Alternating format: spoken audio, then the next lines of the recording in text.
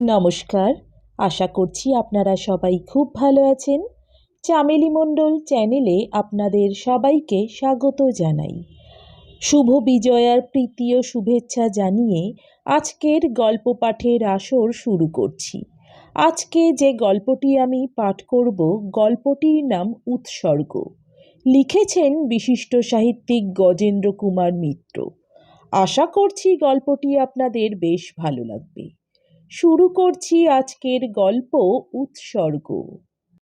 অরুণ তাহার প্রকাশকের নিকট হইতে বাড়ি ফিরিল রাত্রি ৯টার পরে। ক্লান্ত পদে ৩ তলার সিঁড়ি ভাঙিয়া যখন নিজের ছোট ফ্ল্যাটটিতে সে চাবি খুলিয়া ঢুকিল, তখন যেন আর আলো জ্বালিবার মতো দেহের অবস্থা নেই। অবশ্য আলো জ্বালিবার খুব বেশি প্রয়োজনও ছিল না। পূবের জানালায় শুধু সার্সি দেওয়া ছিল, তাহারই মধ্য দিয়া প্রচুর চাঁদের আলো আসিয়া পড়িয়াছে। ঘরের মধ্যে প্রায় সব কিছুই আবছা দেখা যায়। সে পাঞ্জাবি ও গেঞ্জিটা খুলিয়া আলনায় টাঙাইয়া রাখিল। তাহার পর ঘরের জানালাগুলি সব খুলিয়া দিয়া একটা ক্যাম্বিসের চেয়ারের উপর দেহ এলাইয়া দিল। নিচে তখনও কর্মমুখর কলিকাতা ঘুমাইয়া পড়ে নাই। তখনও ট্রাম বাস পূর্ণ উদ্যমে চলিয়াছে। দোকানপাটও সব বন্ধ হয় নাই। শহরের কর্মব্যস্ততার এই মিলিত কোলাহলে এতটা উপরে আসিয়া কেমন যেন মধুরই লাগে। নিচেকার উজ্জ্বল আলো এখানের চন্দ্রালোককে ম্লান করিতে পারে না, কিন্তু তাহার একটা রেশ এ পর্যন্ত পৌঁছায়। বেশ লাগে অরুণের এ ব্যাপারটা। সে নিজের একান্ত কাছে কলরব পছন্দ করে না, কিন্তু তাই বলিয়া একেবারে নির্জন বাসেও তাহার প্রাণ যেন হাঁপাইয়া উঠে। সেই জন্য ইচ্ছা করিয়াই শহরতলিতে যায় নাই। শহরের জনতামুখর এই বিশেষ ব্যস্ত জনপথটিতেই আসিয়া ফ্ল্যাট ভাড়া করিয়াছে। ফ্ল্যাট তো ভারী, মোট ১.৫খানা ঘর। ঘর বলিতে ওই একটি, পাশে যে স্থানটি আছে তাহাকে ৮খানা ঘর বলিলেও বেশি সম্মান করা হয়। চলন মাত্র। একটি ছোট টেবিল পড়িলেই আর নড়িবার উপায় থাকে না। অন্যান্য ফ্ল্যাটগুলি হইতে তিল তিল করিয়া স্থান বাঁচাইয়া এই অদ্ভুত তিলোত্তমা তাহার অদৃষ্টে গড়িয়া উঠিয়াছে। অবশ্য এক পক্ষে তাহা ভালোই হইয়াছে বলিতে হইবে, নহিলে ১৫ টাকা ভাড়ায় একটা পৃথক ফ্ল্যাটই বা মিলিত কোথায়? অরুণের এখন যা মানসিক অবস্থা, মেসের বাসা সে কল্পনাও করতে পারে না। অথচ শুধু একজন পুরুষকে ঘরও বড় একটা কেহ ভাড়া দিতে চায় না, আর যদি বা পাওয়া যায় সেও বড় গোলমাল। তাহার চেয়ে এই বেশ। ১৫টি টাকা ভাড়া দেয়, আর এই বাড়িরই দারোয়ানকে দেয় ৭টি টাকা। সেই ২ বেলা রান্না করিয়া দিয়া যায়। হিন্দুস্তানি দারোয়ান, সুতরাং মাছ মাংস সে খায় না, দিতেও পারে না। কিন্তু তাহাতে অরুণের বিশেষ অসুবিধা হয় না। নিরামিষই তাহার ভালো লাগে। আর একটি ঠিকা ঝি আছে, সে প্রত্যহ সকালে আসিয়া ঘরের কাজ করিয়া দিয়া যায়। এই তাহার সংসার। ইহার বেশি আজ আর সে চায়ও না, বরং এইটুকু স্বাচ্ছন্দ্য বরাবর বজায় থাকিলেই সে খুশি। মাস ৬ আগে এই ব্যবস্থার কথাও সে কল্পনা করিতে পারিত না। ২টি কি ৩টি গোটা ৫-৬ টাকার টিউশনি সম্বল করিয়া যাহাকে জীবনযাত্রা নির্বাহ করিতে হইত, মেসের ২ বেলা ভাত এবং কোনো মতে কোথাও একটু মাথা গুঁজিবার স্থান, ওইটুকুই ছিল তাহার পক্ষে বিলাস। একেবারে সম্প্রতি মাত্র 6 মাস আগে ভগবান মুখ তুলিয়া চাহিয়াছেন। 40 টাকা মাহিনার একটা মাস্টারি মিলিয়াছে এবং চাকরিটি টিকিয়া যাইবে বলিয়াই সে আশা করে। অন্তত সেই ভরসাতেই সে মাস 3 আগে এই ফ্ল্যাটটা ভাড়া লইয়াছে। অবশ্য শুধু মাস্টারিই আজ আর তাহার একমাত্র অবলম্বন নয়। প্রায় বছর 2 আগে গভীর বেদনা এবং নৈরাশ্যের মধ্যে উপার্জনের আর একটি পথও হঠাৎ সে খুঁজিয়া পাইয়াছিল। খুব ছোটবেলায় স্কুলের ম্যাগাজিনে সে কবিতা ও গল্প লিখিত। এতদিন পরে মানসিক অবসাদে যখন একেবারে ভাঙিয়া পড়িবার উপক্রম হইয়াছিল, তখন সে সেই পুরাতন অভ্যাসের মধ্যেই আবার সান্ত্বনা খুঁজিয়া পাইল। এবার আর কবিতা লিখিবার চেষ্টা করে নাই, শুধু গল্প। একে একে 2-1টি সাময়িক পত্রে সে গল্প ছাপাও হইল। ক্রমে তাহার দরুন 5 টাকা 7 টাকা দক্ষিণাও মিলিতে লাগিল। সেদিন যাহা ছিল অঙ্কুর, আজ তাহাই মহীরুহে পরিণত হইয়াছে। বাংলাদেশের এক বিখ্যাত প্রকাশক একেবারে 300 টাকা দিয়া তাহার একখানি উপন্যাস লইয়াছেন এবং সেটি ছাপাও প্রায় শেষ হইয়া আসিয়াছে। আজ তাহারই শেষ কয় পৃষ্ঠার প্রুফ এবং বাকি 100 টাকার চেক প্রকাশক দিয়া দিয়াছেন। অরুণ একবার নড়িয়া চড়িয়া বসিল। প্রুফটা দেখিতেই হইবে, আলোটা জ্বালা দরকার। প্রকাশক মোহিতবাবু অনুরোধ করিয়াছেন, স্কুল যাবার পথেই তো প্রেস পড়বে, যদি কিছু মনে না করেন তাহলে যাবার পথে প্রুফটা প্রেসে ফেলে দিয়ে গেলে বড্ড ভালো হয়। 10টার আগে পৌঁছলে কাল ছাপা শেষ হয়ে পরশু বইটা বেরিয়ে যেতে পারে। প্রথম উপন্যাস বাহির হইবে, তাহার নিজের আগ্রহ বড় কম নয়। সে আলোটা জ্বালিবার জন্য উঠিয়া দাঁড়াইল, কিন্তু সঙ্গে সঙ্গে মনে পড়িয়া গেল মোহিতবাবুর আর একটা কথা। টাইটেলের 4 পাতা বাদ দিয়েও আরো 2টো পাতা বাঁচছে। উৎসর্গ করিবার যদি কাউকে থাকে তো লিখে দিন না। প্রথম বই আপনার, কাকে উৎসর্গ করবেন ভেবে দেখুন। কথাটা খুবই সাধারণ, কিন্তু ইহার পিছনে কতখানি অপ্রীতিকর চিন্তা এবং স্মৃতিই না জড়াইয়া আছে। অরুণ আর আলো জ্বালিবার চেষ্টা করিল না। নিচে কোলাহল মুখর আলোকোজ্জ্বল রাজপথের দিকে চাহিয়া বহুক্ষণ স্তব্ধভাবে দাঁড়াইয়া রহিল। তাহার পর আবার চেয়ারেই আসিয়া বসিল।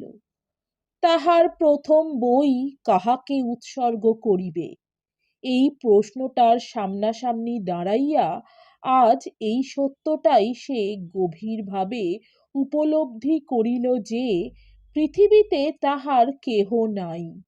আত্মীয়, বন্ধু, স্নেহভাজন কোথাও এমন কেহ নাই, যাহার হাতে তাহার বহু বিনিদ্র রজনীর ফল, বহু সাধনার বস্তু এই বইখানি তুলিয়া দেওয়া যায়। অথচ আজ তাহার সবই থাকিবার কথা। মা খুব অল্প বয়সে মারা গিয়াছিলেন বটে, কিন্তু বাবা সে অভাব জানিতে দেন নাই কখনোই। অতি যত্নে মানুষ করিয়া বিএ পাশ করাইয়া অফিসেও ঢুকাইয়া দিয়াছিলেন এবং সংসারে লোকের অভাব বলিয়া অনেক খুঁজিয়া সুন্দরী পুত্রবধূও ঘরে আনিয়াছিলেন। সেদিন কিন্তু জীবনকে বেশ রঙিন বলিয়াই বোধ হইয়াছিল। কিন্তু একটি বৎসর কাটিতে না কাটিতে কি কাণ্ডটাই না হইয়া গেল। বাবা মারা গেলেন। তাহারই মাস কয়েকের মধ্যে হঠাৎ অফিসটিও উঠিয়া গেল। সেই যে চাকরি গেল, আর কিছুতেই কোথাও কোনো কাজ মিলিল না। 1 মাস 2 মাস করিয়া বৎসর, ক্রমে 2 বৎসর কাটিয়া গেল। বাবা বিশেষ কিছুই রাখিয়া যাইতে পারেন নাই, সুতরাং একে একে নীলিমার গহনাগুলি সব গেল। তাহার পর ঘরের আসবাবপত্র, সর্বশেষে বাসনকোসনও আর রহিল না। মধ্যে মধ্যে 2-1টি ছোটখাটো টিউশনি হয়তো পায়, কিন্তু সেও 5-7 টাকার মাত্র। তাহাতে খাওয়া পড়া বাড়ি ভাড়া সবগুলি চলে না। তাই বাড়ি ছাড়িয়া সে ফ্ল্যাটে আসিল। সেখান হইতে ভাড়াটে বাড়ির নিচের তলায় একখানা অন্ধকার ঘর, তবু ভাড়া দেওয়া যায় না। অপমানের ভয়টা বড় বেশি ছিল বলিয়া বেশি ধার করিতে সে পারিত না। যাহা কিছু সামান্য পাইত, কোনো মতে ঘর ভাড়াটা দিয়া দিত। সুতরাং নিজেদের ভাগ্যে দিনের পর দিন চলিত উপবাস।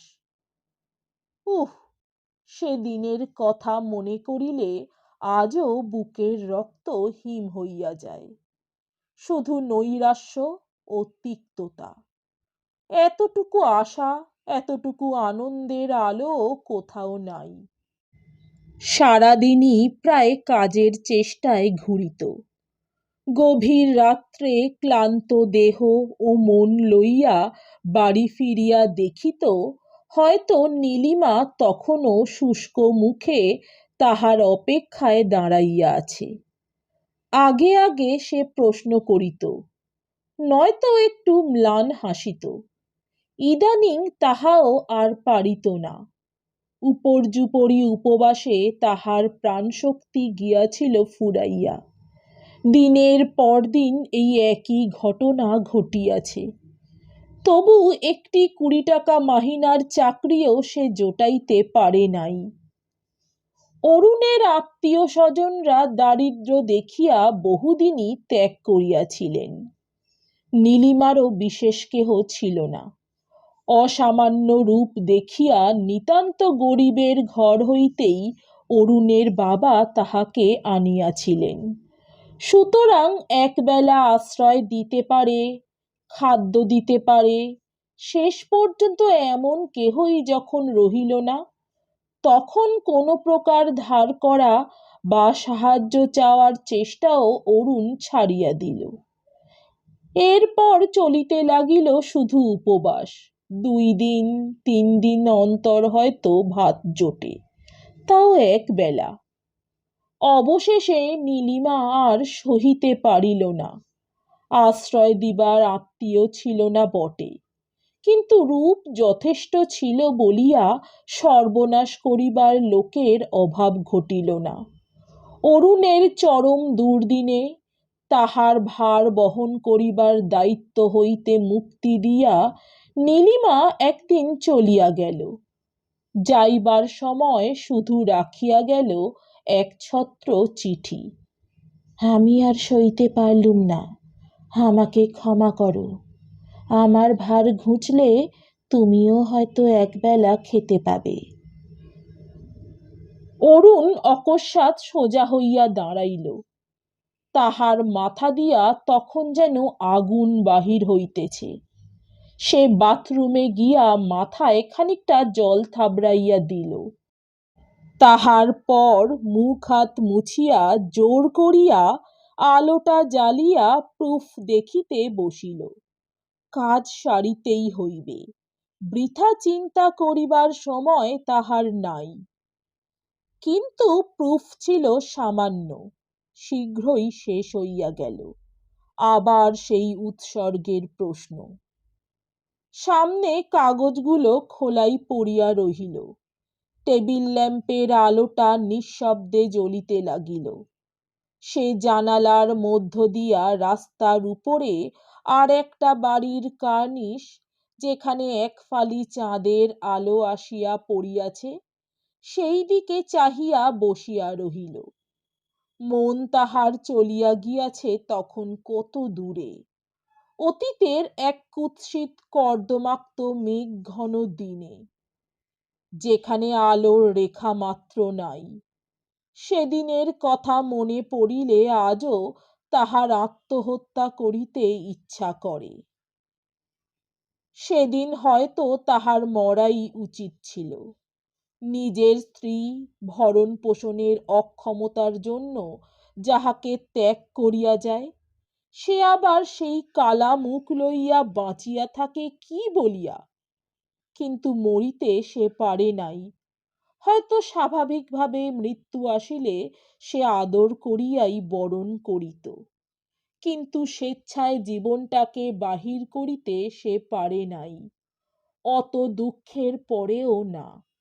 বরং গৃহস্থালির সামান্য যে দুই একটা তৈজস অবশিষ্ট ছিল, তাহাও বেচিয়া একটা মেসে গিয়া উঠিয়াছিল, এবং নিজের মনেও স্বীকার করিতে আজ তাহার লজ্জা হয়, দুই বেলা ভাত খাইতে পাইয়া সে যেন স্বস্তির নিঃশ্বাসই ফেলিয়াছিল। সেই হইতেই সে নিশ্চিন্ত এবং নিঃসঙ্গ। তাহার পর আবার একটু একটু করিয়া সে নিজের জীবিকার ব্যবস্থা করিতে পারিয়াছে। আজ বরং তাহার অবস্থা সচ্ছলই, কিন্তু এই সচ্ছলতা একদিন যাহার জন্য সবচেয়ে বেশি প্রয়োজন ছিল, দুঃখের ঘূর্ণাবর্তে তাহার সেই জীবন সঙ্গিনী গিয়াছে হারাইয়া।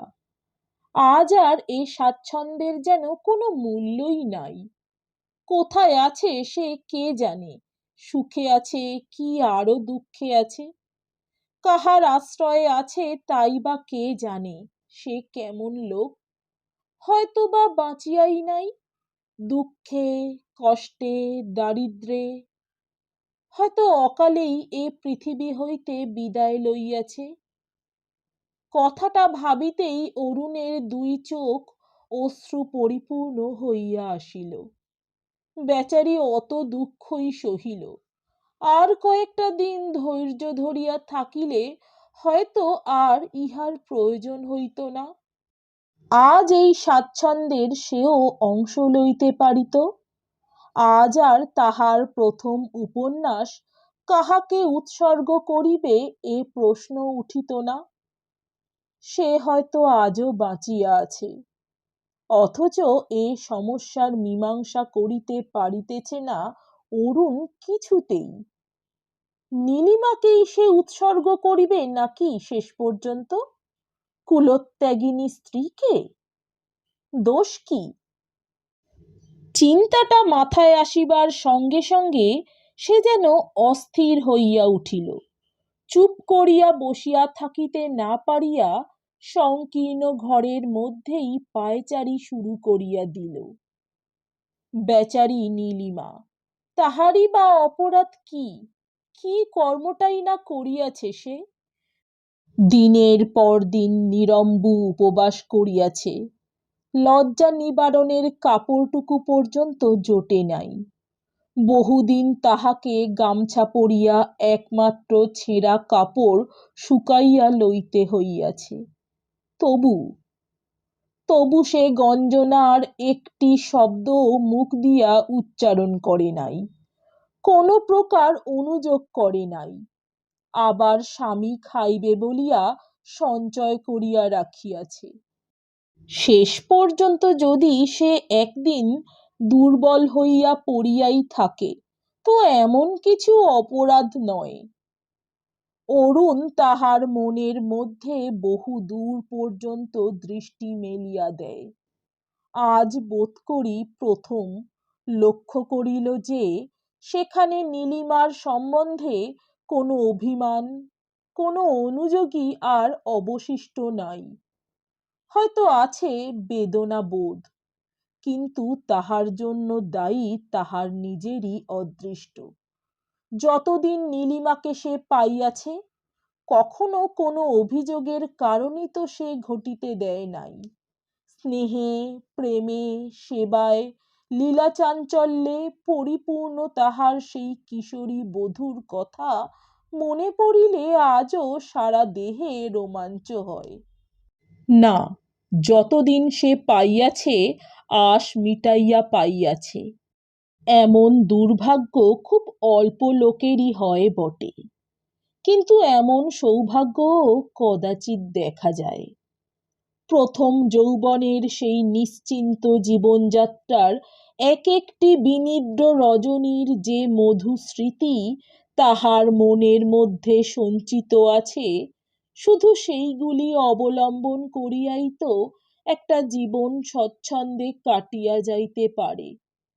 তবে তাহার কি কোনো মূল্যই নাই? সেজন্য কোনো কৃতজ্ঞতা নাই? অরুণের নিজের দোষে, অসীম দুঃখের ফলে, একটি মুহূর্তের দুর্বলতায় যদি তাহার পদস্খলনই হইয়া থাকে, তো সেইটাই কি সে মনের মধ্যে বড় করিয়া রাখিবে? আর অতখানি প্রেম, অতখানি নিষ্ঠা সব ব্যর্থ হইয়া যাইবে? না, মনের এই দুর্বলতা, এই অন্যায় সংস্কারকে সে কিছুতেই প্রশ্রয় দেবে না। নীলিমাকেই সে প্রথম বই উৎসর্গ করিবে। নিচে তখন রাজপথ জনবিরল হইয়া গিয়াছে। দোকানপাটগুলি বন্ধ হওয়ার সঙ্গে সঙ্গে রাস্তায় আলোও হইয়া উঠিয়াছে ম্লান। শহরে অশান্ত বিক্ষুব্ধতার উপরে যেন চমৎকার একটি সুষুপ্তি নামিয়া আসিয়াছে। সমস্তটা মিলিয়া একটা করুণ অথচ মধুর শান্তি। সে খানিকটা যেন কিসের আশায় কান পাতিয়া দাঁড়াইয়া রহিল। পাশের ফ্ল্যাটে তখনও স্বামী স্ত্রীর আলাপের গুঞ্জন শোনা যাইতেছে। নিচে কোথায় একটা ছেলে কাঁদিতেছে একটানা সুরে। আর সব শান্ত, স্তব্ধ। সে একটা দীর্ঘ নিঃশ্বাস ফেলিয়া ফিরিয়া আসিয়া আবার চেয়ারে বসিল। তাহার পর দৃঢ় হস্তে প্রুফের কাগজগুলা টানিয়া লইয়া উৎসর্গ পৃষ্ঠাটি লিখিয়া দিল। বেশি কিছু নয়, শুধু শ্রীমতী নীলিমা দেবী কল্যাণী আশু। পরের দিন সন্ধ্যাবেলাই বই বাহির হইয়া গেল। প্রকাশক মোহিতবাবু এক কপি হাতে করিয়া রাত্রে আসিলেন রক্ষিতার বাড়ি। উপরে উঠিয়া তাহার সামনে বইখানা ফেলিয়া দিয়া কহিলেন, এই নাও, তোমার সেই বই বেরিয়েছে। সে বসিয়া কি একটা বুনিতেছিল। তাড়াতাড়ি সেগুলি নামাইয়া রাখিয়া সাগ্রহে বইটা তুলিয়া লইল। চমৎকার বাঁধাই, উপরে রঙিন ছবি, তাহারই মধ্যে ঝকঝক করিতেছে বই ও লেখকের নাম। খানিকটা নাড়িয়া চাড়িয়া বইটা বিছানার পাশে একটা টিপয়ের উপর সযত্নে রাখিয়া দিয়া সে উঠিয়া মোহিতবাবুর স্বাচ্ছন্দ্যের তদবিরে মন দিল। চাদর ও জামাটা খুলিয়া তাহার হাতে দিতে দিতে মোহিতবাবু বলিলেন, বাবা বাঁচলাম, যা তাগাদা তোমার, ওই বইটা যেন আমার সতীন হয়ে উঠেছিল। তাহার পর নিচের ঢালা বিছানাটায় দেহ এলাইয়া দিয়া কহিলেন, রামটহল গেল কোথায়? একটু তামাক দিতে বলো। বেরুলো তো, এখন খরচটা উঠলে বাঁচি। তোমার কথা শুনে এক গাদা টাকা দিয়ে বইটা নিলাম, ওর অর্ধেক টাকাও কেউ দিত না। ও পক্ষ তখন কি একটা কাজে ব্যস্ত ছিল, মুখ না ফিরাইয়াই কহিল, নিশ্চয়ই উঠবে, অত ভালো লেখা লোকে নেবে না। মুখটা বিকৃত করিয়া মোহিত কহিলেন, কে জানে কি লেখা, আমি কি আর কোনোটা পড়েছি ছাই? তুমি খালি ওর নাম করতে গলে পড়ো। হ্যাঁ গো মশাই, শুধু বুঝি আমি? ভালোই যদি না হবে তাহলে অতগুলো মাসিক পত্র ওর লেখা ছাপে কেন?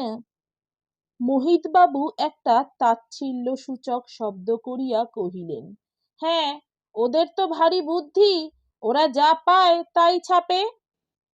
তোমারও যেমন খেয়ে দে কাজ নেই, যতগুলো কাগজ অরুণবাবুর লেখা ছাপে সবগুলোই তো তুমি নিতে শুরু করেছো দেখছি।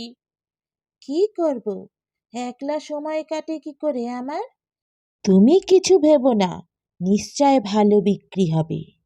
সব কাগজে পাঠিয়ে দাও, দেখবে ভালো আলোচনা বেরুলেই বিক্রি হতে শুরু হবে। হলেই বাঁচি, একেবারে নতুন লেখক, ভয় করে বড্ড। মোহিতবাবু খানিকটা চোখ বুজিয়া পড়িয়া রহিলেন। একটু পরে রামটহল তামাক দিয়া যাইতে উঠিয়া বসিয়া গড়গড়ার নলটা হাতে তুলিয়া লইয়া কহিলেন, হ্যাঁ, আর একটা ভারী মজার ব্যাপার বলতে ভুলে গেছি। শুনেছ, ওর বউয়ের নামও নীলিমা। নীলিমা হেঁট হইয়া জলখাবারের থালা রাখিতেছিল। অকস্মাৎ তাহার হাতটা কাঁপিয়া উঠিল। প্রশ্ন করিল, কে বলেছে? মোহিতবাবু জবাব দিলেন, ওই দেখো না বইটা খুলে, উৎসর্গ করেছেন তার নামে। নীলিমা তাড়াতাড়ি বইটা খুলিয়া উৎসর্গ পৃষ্ঠাটা বাহির করিল। মিনিট খানেক সেদিকে নিঃশব্দে চাহিয়া থাকিয়া প্রশ্ন করিল, কিন্তু ও যে ওর বউয়ের নাম, তা তুমি কেমন করে জানলে? মোহিতবাবু মুখ হইতে নলটা সরাইয়া বলিলেন, নামটা দেখে ভারী মজা লাগলো, বলতে তো পারি না কিছু, ওকেই জিজ্ঞাসা করলাম, ইনি কে মশাই? অরুণবাবু জবাব দিলেন, আমার স্ত্রী। অদ্ভুত মিল না? নীলিমা কোনো উত্তর দিল না। তখনও তাহার চোখের সামনে সেই উৎসর্গ পৃষ্ঠাটা খোলা, কিন্তু অক্ষরগুলি তখন আর চোখে পড়িতেছিল না। সব যেন তাহার দৃষ্টির সম্মুখে লেপিয়া মুছিয়া একাকার হইয়া গিয়াছিল। আরও মিনিট দুই পরে বইটা বন্ধ করিয়া সে ঈষৎ রুদ্ধ কণ্ঠে কহিল, বসো, তোমার চাটা নিয়ে আসি। কিন্তু তখনই সে নিচে গেল না।